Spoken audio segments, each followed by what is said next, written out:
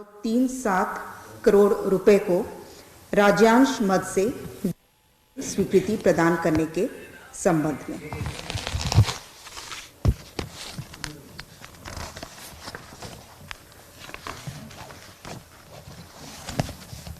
प्रस्ताव संख्या 3 ग्रामीण कार्य विभाग से ग्रामीण कार्य विभाग झारखंड रांची के अधीन MIS के संविदा आधारित एक पद के सृजन के संबंध में।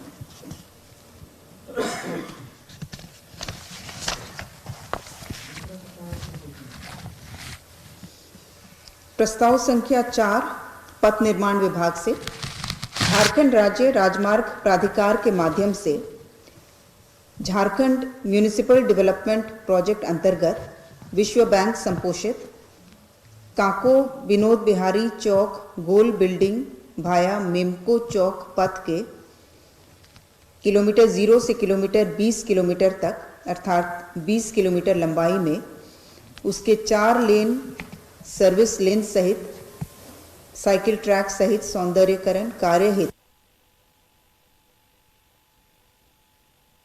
1,19,200 मात्र की पुनरीक्षित प्रशासनिक स्वीकृति प्रदान करने के संबंध में। इसकी मूल प्रशासनिक स्वीकृति की राशि थी 331 करोड़ 5,25,700 रुपये।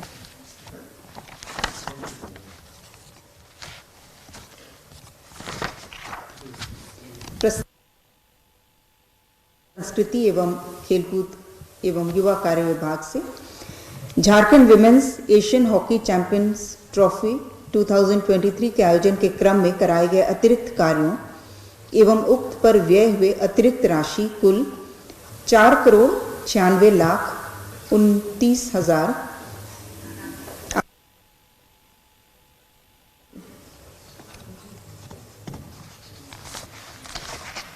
प्रस्ताव संख्या 6 भी पर्यटन कला संस्कृति खेल से है।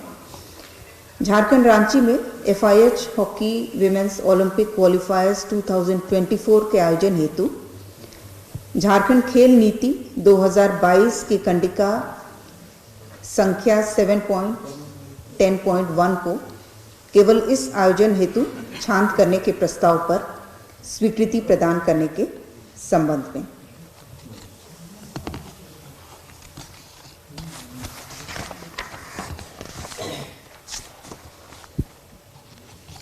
प्रस्ताव संख्या 7 महिला बाल विकास एवं सामाजिक सुरक्षा विभाग से राज्य योजनांतर्गत महिला एवं किशोरी कल्याण योजना के तहत गर्भवती महिलाओं को मातृ किट वितरण योजना के कार्यान्वयन की स्वीकृति।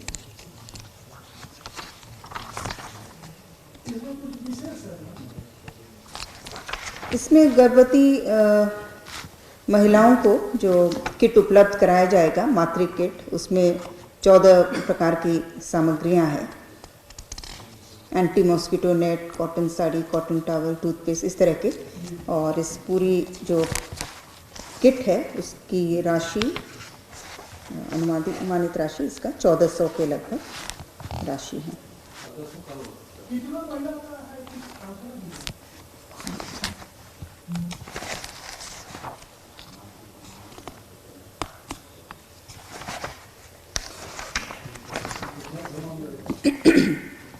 कितना 14 प्रकार के आइटम है इसमें। और जो इसकी कुल राशि है वो 1500 है, 1500 का है। और जो अनुमानित 6 लाख गर्भवती महिलाओं को इससे लाभान्वित किया जाएगा। और इस वित्तीय वर्ष के लिए 22.5 करोड़ का अनुमानित इसमें लागत है। 6 लाख। प्रस्ताव संख्या 8 स्कूली शिक्षा एवं साक्षरता विभाग से वित्तीय वर्ष 2023-24 में राज्य के 140 मध्य विद्यालयों को माध्यमिक उच्च विद्यालयों में उत्क्रमण के संबंध में।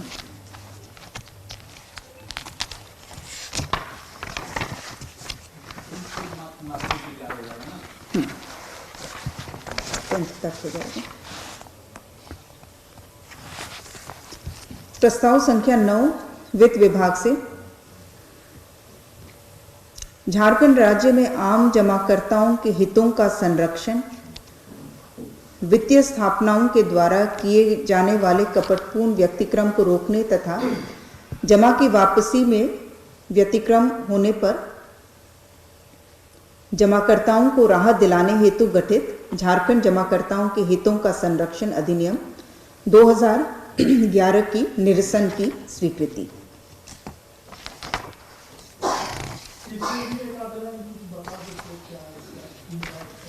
ये 2011 में ये एक्ट वित्त विभाग द्वारा लाया गया था झारखंड राज्य में, जो जमाकर्ताओं के फाइनेंशियल इंटरेस्ट्स को ध्यान में रखते हुए। और जैसा आप लोगों को जानकारी है कि 2019 में भारत सरकार के विधि एवं न्याय मंत्रालय द्वारा एक नया एक्ट लाया गया जो कि अभी लागू है, banning of unregulated deposit schemes act 2019। और इसी एक्ट के अंतर्गत झारखंड में भी 2022 में Jharkhand banning of unregulated deposit schemes rules 2022 का गठन हो चुका है।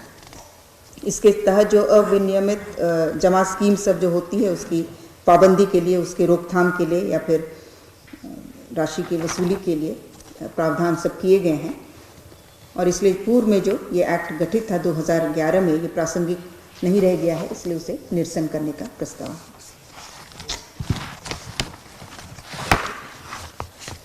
प्रस्ताव संख्या 10 विधि विभाग से अपराध अनुसंधान विभाग थाना से संबंधित कांडों के अनुश्रवण एवं विचारण हेतु एडिशनल जुडिशियल कमिश्नर 18 कम स्पेशल जज CBI डेसिग्नेट करने के संबंध में। जो CID के जितने केसेस हैं उसके लिए इस कोर्ट को डेसिग्नेट किया गया है, उनके संज्ञान के लिए और उनकी सुनवाई के लिए।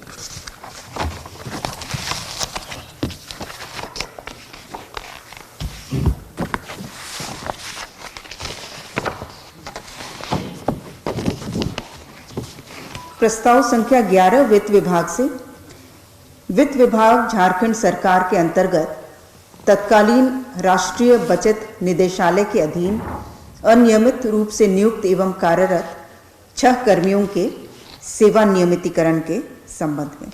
ये सभी चालक और अनुसेवक के रूप में कार्यरत थे।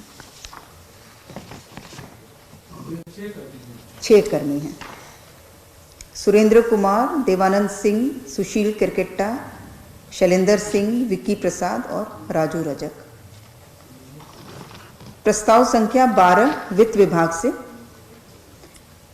राज्य सरकार के सभी सेवी वर्ग को समान रूप से गृह निर्माण अग्रिम की स्वीकृति हेतु झारखंड वित्त नियमावली के नियम 393 का शिथिलीकरण एवं अन्य प्रावधानों में संशोधन के संबंध में।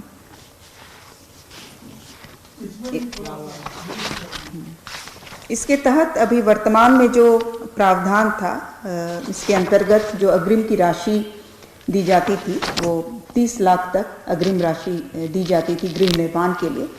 और जो 393 का उल्लेख किया गया है, इसके तहत कर्मियों को जब गृह निर्माण अग्रिम की स्वीकृति दी जाती थी तो उसके एवज में इनको बंधन पत्र संपादित कराना पड़ता था। और इस कारण से जो ST कर्मी हैं, अनुसूचित जनजाति, अनुसूचित जाति एवं अन्य पिछड़े वर्ग के सरकारी सेवकों का, चूँकि मॉर्गेज जो है वो 5 साल के लिए ही हो पाता था, इसलिए जो अग्रिम की राशि है वो तुलनात्मक रूप से बहुत कम उनको अग्रिम राशि दी जाती थी। तो इसे शिथिल करते हुए अब मॉर्गेज नहीं करेंगे, लेकिन सभी कर्मियों को समान रूप से एक शपथ पत्र देना होगा कि गृह निर्माण अग्रिम की स्वीकृति प्राप्ति के उपरांत घोषित भूमि प्लॉट को किसी अन्य वित्तीय संस्थान में बंधक रखकर अन्य गृह निर्माण ऋण प्राप्त नहीं किया जाएगा। और बहुत सारे दूसरे प्रावधान हैं, लेकिन इसमें अधिकतम 60 लाख रुपए तक की गृह निर्माण राशि दिया जाएगा अग्रिम। तो ये रिलीफ है विशेष रूप से ST/SC कर्मियों को, लेकिन सभी कर्मियों के लिए अब समान रूप से अधिक अग्रिम राशि दी जाएगी सभी के लिए।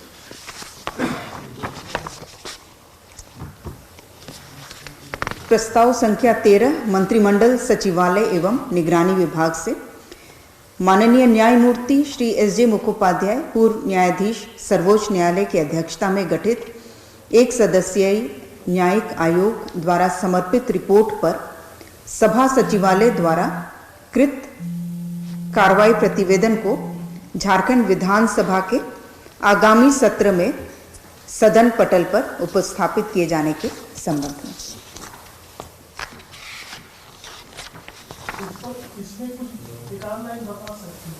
नहीं, वो तो विधानसभा के पटल में रखा जाएगा, तब जानकारी होगी। प्रस्ताव संख्या 14 गृह कारा एवं आपदा प्रबंधन विभाग से श्रीमती विनीता उरांव, पति श्री भीम उरांव, ग्राम वृंदा नायक टोली, डुमरडी, गुमला को प्रोत्साहन पुरस्कार राशि एवं सरकारी सेवा में नियुक्ति की स्वीकृति के संबंध में। श्रीमती विनीता